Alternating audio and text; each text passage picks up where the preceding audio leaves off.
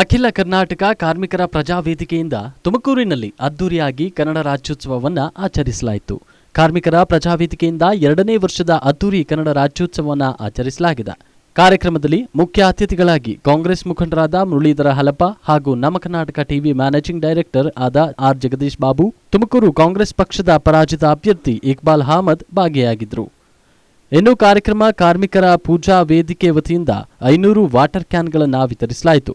ಕಾರ್ಯಕ್ರಮದಲ್ಲಿ ಅಖಿಲ ಕರ್ನಾಟಕ ಕಾರ್ಮಿಕರ ಪ್ರಜಾವೇದಿಕೆಯ ಸದಸ್ಯರು ಸೇರಿದಂತೆ ಪುಟಾಣಿ ಮಕ್ಕಳು, ಸಾರ್ವಜನಿಕರು ಭಾಗಿಯಾಗಿದ್ದರು.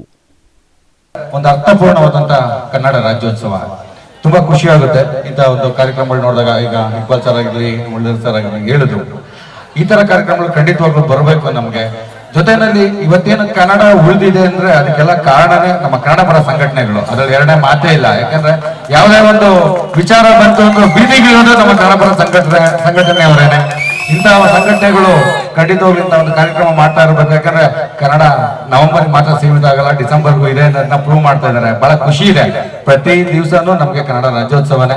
ಹಾಗೆ ನಮ್ಮ ಜಿಲ್ಲೆ ಕಲೆಗೆ ತವರೂರು ಅಂತ ಹೇಗೆ ಹೇಳ್ಬೋದು ಅಂದ್ರೆ, ನೋಡಿ ಇಷ್ಟು ಫೋಟೋಗಳು ಹಾಕಿದ್ದಾರೆ.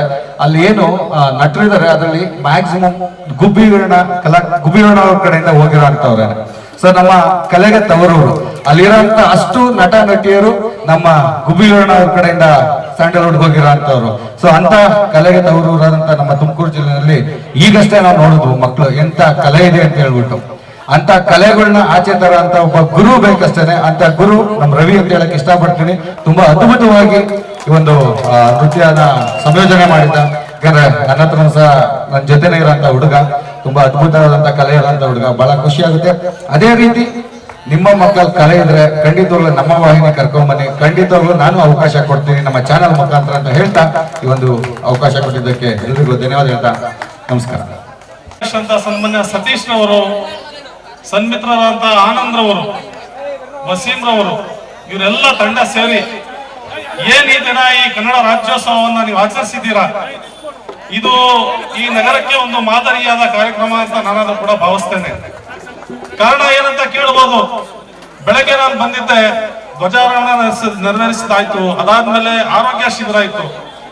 ಅದಾದ್ಮೇಲೆ ಈ ಬಡವರಿಗೆ ನೀರಿನ ಕ್ಯಾನ್ ಕೊಡುವಂತ ಕಾರ್ಯಕ್ರಮ, ಮತ್ತೆ ಈಗ ಮನೋರಂಜನಾ ಕಾರ್ಯಕ್ರಮ. ತಾವೆಲ್ಲರೂ ಕೂಡ ಈ ಮನೋರಂಜನೆಯ ಸವಿಯನ್ನ ಉಣಬಯಸಲು ಕುಂತಿದ್ದೀರಿ. ನಾನು ಹೆಚ್ಚು ಕಾಲಾವಕಾಶ ತಗೊಳ್ಳೋದಿಲ್ಲ. ನಂದಾದ್ರೂ ಒಂದೇ ಒಂದು ಇವರಲ್ಲಿ ಒಂದು ವಿನಂತಿ ಏನಂದ್ರೆ, ಈ ಕನ್ನಡ ಪರ ಸಂಘಟನೆಗಳು ಯಾವ್ದಿದಾವೆ ಅವರೆಲ್ಲರೂ ಕೂಡ ಇಂತಹ ಸಮಾಜಮುಖಿ ಕೆಲಸಗಳನ್ನ ಮಾಡುತ್ತಾ ಕನ್ನಡ ರಾಜ್ಯೋತ್ಸವವನ್ನು ಆಚರಿಸಿದ್ರೆ ಅವಶ್ಯಕತೆ ಇರೋರಿಗೆ ಹೆಚ್ಚು ಕಡಿಮೆ ಆರೋಗ್ಯ ಬೇಕಾಗಿರೋರಿಗೆ ಇಂತಹ ಆರೋಗ್ಯ ಶಿಬಿರಗಳು ಮತ್ತೆ ಈ ಕ್ಯಾನ್ ಕೊಡುವಂತ ಕಾರ್ಯಕ್ರಮ ಇದು ನಂಗೆ ತುಂಬಾ ಇಷ್ಟ ಆಯ್ತು. ಅನೇಕ ಜನರು ಹಳೆಯ ಟ್ಯಾಂಕ್ ಅಲ್ಲಿ ಅದರಲ್ಲಿ ಪಾಚಿ ಕಟ್ಕೊಳ್ಳುವಂತ ಕ್ಯಾನ್ಗಳಿರ್ತವೆ, ಅದರಿಂದ ಆರೋಗ್ಯ ಹದಗೆಡುತ್ತೆ. ಅಷ್ಟು ಸೂಕ್ಷ್ಮವಾಗಿ ಗಮನಿಸಿ ಇವರು 500 ಕ್ಯಾನ್ಗಳನ್ನ ಕೊಟ್ಟಿರುವಂತ ಕಾರ್ಯಕ್ರಮ ಏನಿದೆ, ಅದಕ್ಕೆ ನಾನು ತುಂಬಾ ಇವರಿಗೆ ಅಭಿನಂದನೆಗಳನ್ನ ಸಲ್ಲಿಸುತ್ತೇನೆ. ಇಂತಹ ಜನೋಪಕಾರಿ ಕಾರ್ಯಕ್ರಮಗಳನ್ನ ತಾವೇನ್ ಅನ್ಕೊಳ್ತಾ ಇದ್ದೀರಾ, ಅದಕ್ಕೆ ನಾನು ಯಾವತ್ತೂ ಕೂಡ ನಿಮ್ ಜೊತೆಯಲ್ಲೇ ಇರ್ತೇನೆ ಅಂತ ಅವತ್ತು ಹೇಳಿದೆ. ಅದ್ರ ಜೊತೆಯಲ್ಲಿ ನೀವು ರಕ್ತದಾನ ಕೂಡ ಮಾಡಿದ್ದೀರಾ. ಅನೇಕ ಯುವಕರುಗಳನ್ನ ಸೇರಿಸಿಕೊಂಡು ತಾವೇನು ಈ ರಕ್ತದಾನ ಶಿಬಿರವನ್ನು ಕೂಡ ಮಾಡಿದ್ದೀರಾ. ಇದೆಲ್ಲವೂ ಕೂಡ ಸಮಾಜಕ್ಕೆ ನೀವು ಕೊಟ್ಟಿರುವಂತಹ ಕೊಡುಗೆ ಅಂತ ನಾನು ಭಾವಿಸ್ತೇನೆ. ಮುಂದೆಯೂ ಕೂಡ ಇದೇ ರೀತಿ ತಾವು ಕಾರ್ಯಕ್ರಮಗಳನ್ನ ಹಮ್ಮಿಕೊಂಡು ಅವಶ್ಯಕತೆ ಇರೋರಿಗೆ, ನಿರ್ಗತಿಕರಿಗೆ, ಬಡವರಿಗೆ ಅವ್ರಿಗೇನೋ ಒಂಥರದ ಅನುಕೂಲವನ್ನ ಕಲ್ಪಿಸಿಕೊಟ್ರೆ ಅದೇ ನಮ್ಗೆ ಮನುಷ್ಯತ್ವದ ಒಂದು ದಾರಿ ಅಂತ ನಾನಾದ್ರೂ ಕೂಡ ಭಾವಿಸ್ತೇನೆ. ಹೆಚ್ಚು ಕಾಲಾವಕಾಶ ತಗೊಳ್ಳೋದಿಲ್ಲ. ವೇದಿಕೆ ಕಾರ್ಯಕ್ರಮ ಕಾರ್ಮಿಕರ ಪ್ರಜಾವೇದಿಕೆ ಅತ್ಯುತ್ತಮವಾದಂತ ಚಟುವಟಿಕೆ, ಮಕ್ಕಳ ಪ್ರತಿಭೆಯನ್ನ ಪ್ರೋತ್ಸಾಹ ಮಾಡುವುದರ ಜೊತೆಗೆ ಹಲವಾರು ಕಲಾವಿದರು ಇವತ್ತು ನಾವು ಎಲ್ಲೆಲ್ಲೋ ಕಾರ್ಯಕ್ರಮಗಳು ನೋಡ್ತಿದ್ವಿ. ಇಂಥ ಅದ್ಭುತವಾದಂತಹ ಕಾರ್ಯಕ್ರಮನ ಕೊಟ್ಟಂತ ಎಲ್ಲ ಆಯೋಜಕರಿಗೆ, ನಮ್ಮ ವೇದಿಕೆಯ ಆಯೋಜಕರಿಗೆ ಎಲ್ಲರ ಪರವಾಗಿ ಅನಂತ ವಂದನೆಗಳನ್ನ ಅರ್ಪಿಸ್ತಾ ಇದ್ದಾರೆ. ಇದರ ಜೊತೆಗೆ ನೀವು